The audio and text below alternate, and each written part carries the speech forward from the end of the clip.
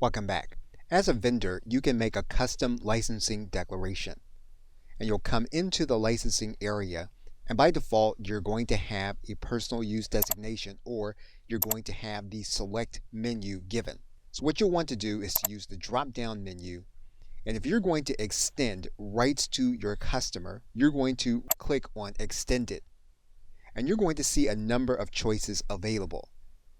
And typically what you'll see is various forms that will allow your customer to use the content that you are giving them when they purchase your product. And you can click as many of these items as you want to make available. You can write in any additional terms that you want to have available. You can then click Save. And when the customer goes to checkout, they're going to have a clickable link with the license terms.